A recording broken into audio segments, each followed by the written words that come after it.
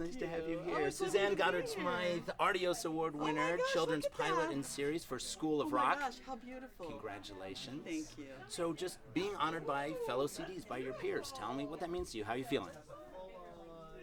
I mean, there are no words. It is, except to say I am so deeply honored. I honestly did not expect this. I didn't even write anything. I mean, it was one of those things where you're thinking, I'm really honored to be nominated. So to have this is a gift. It's a true gift. And I had incredible people behind me. Oh, and I forgot to thank Wendy. Oh gosh, Wendy Siegel was great. She was a big part of this. I feel so bad.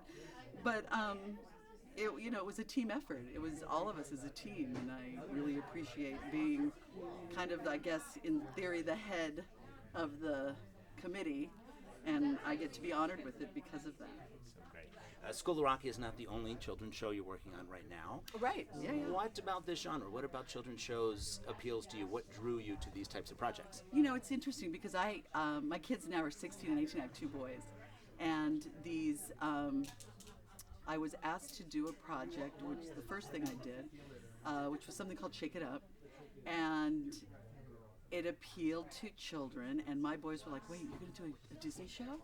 Or you're going to do a Nickelodeon show? Or you're going to do... They were so excited by that, and I love kids. I just love being around kids. I love working with kids. So it was an honor, and I'm honored to be able to help shape and mold and bring up these kids and adults. I love working with adults too, so it gives it a nice balance. Yeah.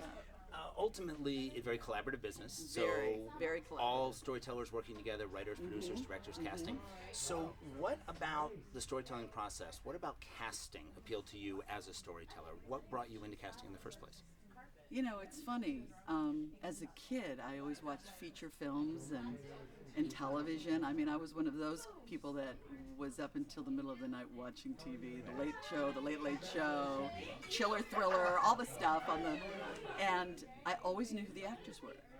I was an kid actress, and I grew up to be an actor. And at one point when I had my son, I realized I'd had a hand in casting at some point. I said, you know what, that's what I really want to do. And I transitioned, and I've been very blessed to continue working in it since then. And I love being able to be an employment agency for actors and help them shape and mold and do the producer and writer's vision of what the role is.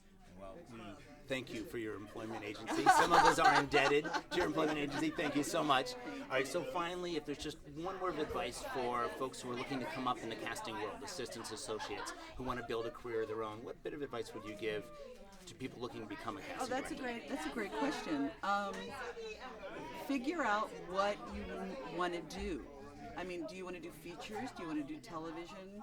Is there a certain perspective that you have as a kids programming, theater, because you want to work with the people that are going to build you into that